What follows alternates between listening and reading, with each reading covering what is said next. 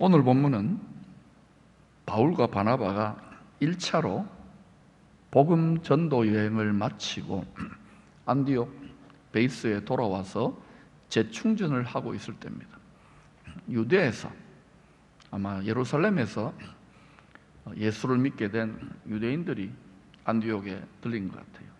그래가지고 나름대로 그들이 믿고 깨달은 방식으로 이 복음을 가르치는데, 이 유대인들이 뭐라고 하느냐면, 너희들 이방인들이지만 예수 믿는 것에 더해가지고 모세 율법을 지키고 그리고 할례를 받지 않으면 너희들 구원 없어. 겁주는 거예요. 힘들게 하는 거예요. 이 잘못된 가르침은요, 구약 시대도 그렇지만 신약 시대도 항상 하나님의 백성, 하나님의 말씀이 다스리는 공동체에 늘 도둑놈처럼 들어옵니다. 잘못된 가르침이, 잘못된 사상이, 잘못된 말이 교회에 들어오면 반드시 일어나는 일이 말다툼입니다. 분쟁이 일어납니다. 안디옥 교회가 지금 분쟁이 일어났습니다. 잘못된 가르침에 이 성도들은 죄송하지만 분별력이 없잖아요. 그러니까 양들이 거기 막 끌려가는 거예요. 이 분쟁을 해결하고자 예루살렘의 사도들에게 안디옥 교회는 이렇게 결정을 해서 이 바울과 바나바 그리고 몇몇 믿음 좋은 그런 형제들을 함께 보냅니다. 우리로 말하면 이 총회의 총대로 이제 보내는 그런 역할입니다. 자, 그런데 이 총대들이 예루살렘에 도착했는데도 그곳에 율법적인 성도들, 이 바리새파 성도들입니다. 바울 지도 바리새파 아닙니까? 그들이 일어나가지고 계속 주장을 하는 거예요. 지금 이방인들에게 바울과 바나바가 큰 복음의 구원의 문을 열었다는 이런 소식을 증거하는 것은 귀도 안 그래요. 기뻐하지도 않아요. 이 영의 역사가 항상 그런 거예요. 딱 자기들 편견과 고정관념에 갇혀가지고 함께 기뻐하지 못하고 율법적인 그 성도들이 계속 말다툼을 일으킵니다. 이들의 주장이 뭐냐? 이방인이라도 구원받기 위해서는 할례와 율법을 지켜야지 라고 이 잘못된 고집과 신념을 굽히지 않고 강경하게 주장합니다. 그런데 이걸 이해를 해야 되는 게 1000년 넘게 그런 식으로 소위 여호와 하나님, 구원의 하나님을 믿어왔는데 그 율법을 지킴으로 구원받는다고 생각했는데 이걸 조상 대대로 왔던 걸 하루아침에 바꾸기가 얼마나 힘들겠어요. 이해를 좀 하셔야 됩니다. 그러나 지금 우리들이 볼 때는 이들이 문화와 장벽 그리고 자기 편견과 자기 과거 경험의 한계에 묶여가지고 높은 차원에서 모든 민족에게 천국 복음이 전해지기 원하시는 주님의 큰 그림, 이 빅픽처를 보지 못하고 오직 육신을 가진 자기 눈앞에 형편과 생각과 감정에만 얽매여 있는 안타까운 분들인 거예요. 혹시 우리 주변에 이런 식으로 믿는 분들이 있으면 여러분이 이렇게 참 안타깝구나 생각하고 중보기도를 해주셔야 됩니다. 그 믿음이 성장하라고. 아멘이지요? 사도행전 15장 6절부터 23절까지는 이 중요한 교회적인 문제를 논의하기 위하여 최초의 예루살렘 총회의 모습을 마치 신문으로 보도하는 것처럼 보도해주고 있습니다. 많은 토론이 있었습니다. 그런 다음에 이제 지도자 중에 한 분인 베드로가 자기의 고넬료 로마 백부장 아닙니까? 그런 사람들 변화되고 자기는 이방인들에게는 안 하려고 하는데 뭐 보자기가 3번이나 내려오고 뭐 더러운 음식 같은 거 잡아먹어라 이랬던 경험들이 있으니까 그런 경험이 없었으면 이때 이렇게 말 못했을 거예요. 분명한 체험이 있는 거예요. 이 베드로도 1000년 넘게 젖어왔으니까 그래서 이방인들은 율법을 안 지켜도 예수 믿으면 구원받는다. 나 체험이 있지 않느냐? 너희들도 알지 않느냐? 이렇게 이제 설득하는 거예요. 그 다음에 그 총회장 격에 해당되는 예수님의 육신적인 동생 야고보가, 이 야고보는 갈릴리 어부 순교한 야고보가 아닙니다.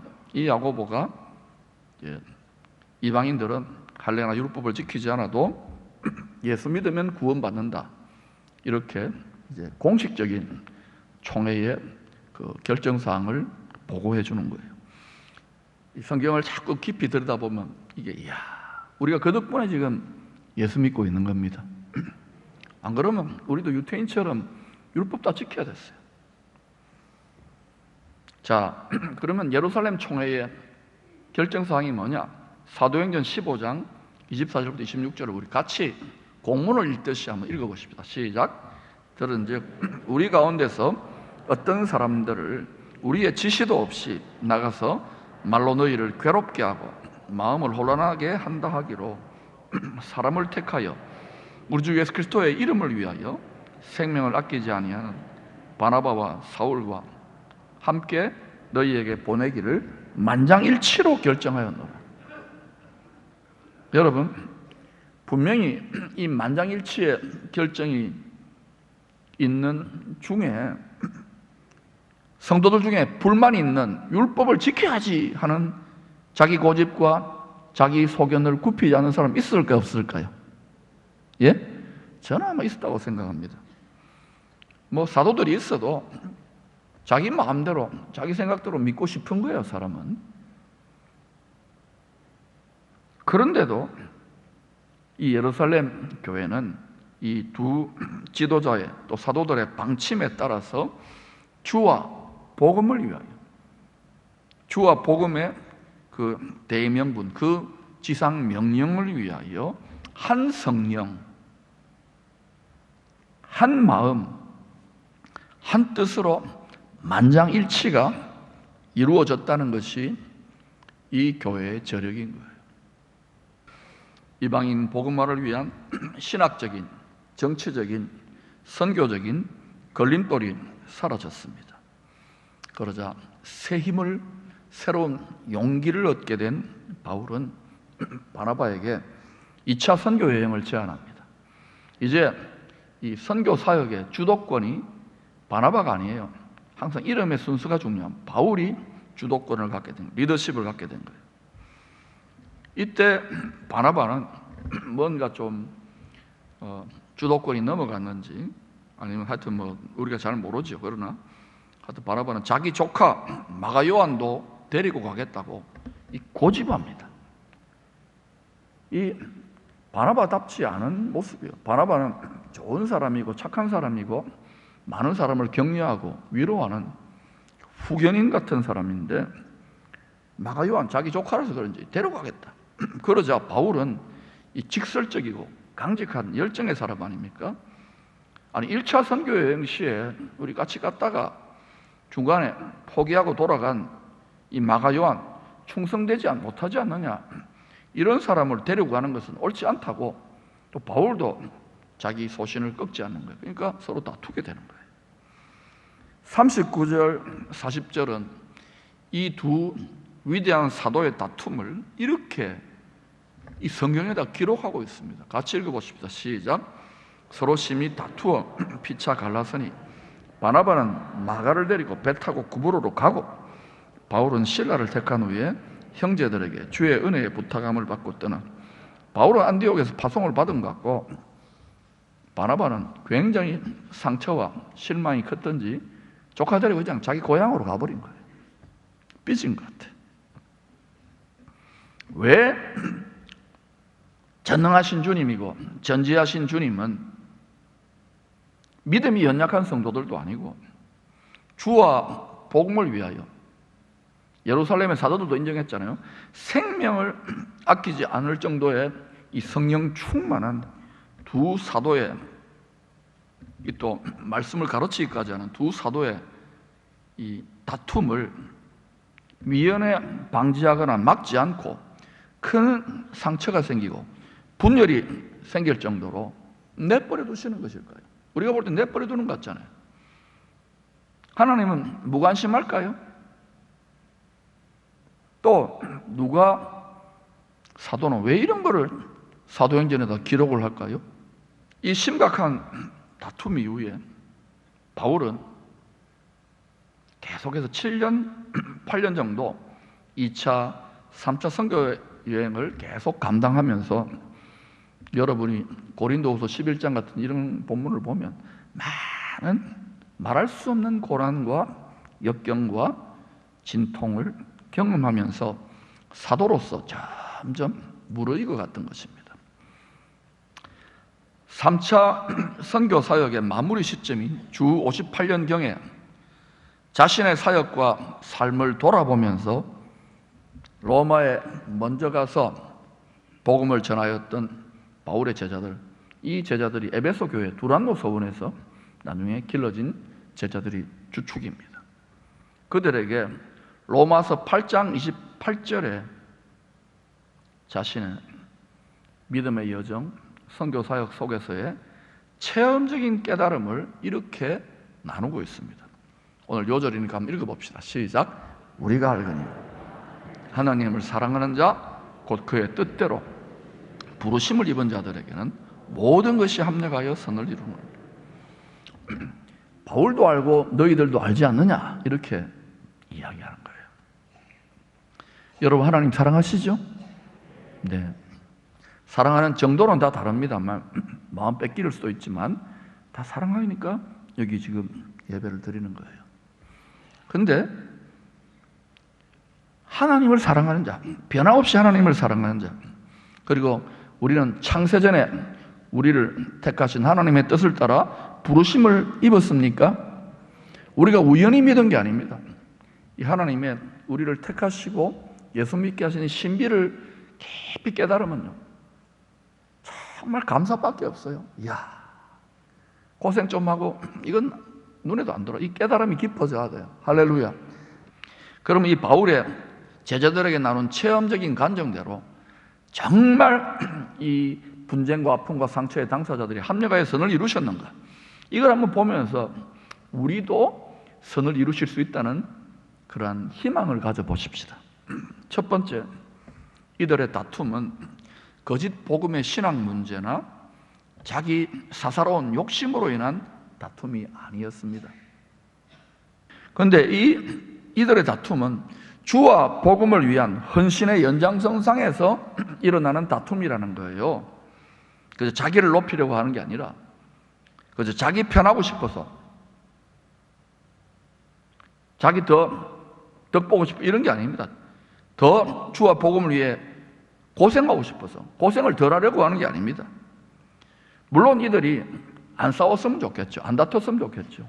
그러나 천하의 생명까지도 바친 사도들이지만 그들의 내면의 한계가 연약함과 허물과 부족이 드러나는 거예요. 여러분 열심으로 교회 섬기는 분들한테 만나서 들어보세요. 안팎으로 가정에서나 직장에서나 또는 교회 공동체나 군대에서 여러분 삶의 여정에서 다 있잖아요. 그런데 이분들, 이 위대한 사도들도 만장일치의 성숙을 보여줬으면 좋겠는데 아직은 그 수준이 안 돼요. 왜? 사역의 초짜니까. 그러나 점점 10년, 20년, 30년, 40년 천국이 보일 때까지 가면은요, 이 제일 나이 많았던 끝까지 사도들 중에 남아있었던 사도 요한이 말합니까? 서로 사랑하라, 서로 사랑하라 이랬어요. 이것밖에 할 거 없는 거예요. 할렐루야. 두 번째, 리더십과 자존심에 큰 상처를 받고 구브로 섬으로 떠난 자기 고향입니다. 바나바는 그 후에 어떻게 지냈을까요? 목회하고 선교 사역하는 거 힘들어 죽겠네. 때려치웠을까요? 처음에는 화가 나고 많이 섭섭하고 실망했을 겁니다. 상처가 컸을 거예요. 또 전에 내려온 전설들을 종합해 보면 바나바는 자기 고향 구브로 섬에서 마가 조카를 제자로 양육하면서, 둘 다 상처받은 사람들이니까 양육하면서 그곳을 거점으로 여러 곳에 복음을 전하다가 주후 61년경에 구브로섬 살라미에서 돌에 맞아서 순교한 것으로 전해지고 있습니다. 세 번째, 마가는 어떨까요? 자기 때문에 이 두 지도자 사이에 큰 다툼이 일어난 것에 대한 죄송한 마음이 컸을 것입니다. 또 바울에게 인정을 받지 못한 상처도 있을 것입니다. 이 마가가 빌미를 주었잖아요. 왜 포기하고 돌아갑니까? 고생하고 힘들고 죽을 것 같아도 전진해야죠. 아직 어리잖아요. 10대 후반, 20대 초반 정도 되니까. 그러니까 마가도 어때요? 구브로섬에서 이렇게 주님 앞에 자신을 돌아보면서 허물을 회개하고 자기가 아직 부족하구나, 연약하구나 그러면서 주님의 사랑 안에 다듬어져 갔을 것입니다. 또 삼촌 바나바의 격려와 가르침에 힘을 입었겠지요. 낙심하지 말라고 더 견고한 일꾼으로 성장해 갔던 것입니다. 이 다툼이 일어난 지 약 15년 뒤인 주후 65년경에 쓰여진 베드로전서 5장 13절에는 이 베드로가 이 순교하기 직전이거든요. 가장 무르익고 원수가 될 때입니다. 이 마가를 믿음의 아들, 다시 말하면 자신의 영적 후계자로 인정할 정도로 마가가 성장했다는 것을 알 수 있습니다. 한번 보실까요? 시작. 택하심을 함께 받은 바벨론에 있는 교회가 너희에게 문안하고 내 아들 마가도 그리하니라. 내 아들 마가. 바울에게는 아들이, 믿음의 아들이 디모데였고, 베드로에게는 예루살렘 유대인들을 위한 베드로에게는 마가였어요. 이렇게 성장한 마가는 마가복음을 저술하기도 합니다. 주 67년경에 바울이 두 번째로 로마 감옥에 갇혀서 순교를 앞두고 있을 때 디모데후서 4장 11절에서 마가에 대해서 이런 글을 남깁니다. 마가를 데리고 오라. 그가 나의 일에 유익하니라. 여러분, 그러니까 우리가 알 수 있는 것은 이 베드로의 순교 직전, 주후 60년대 후반부 정도 됩니다.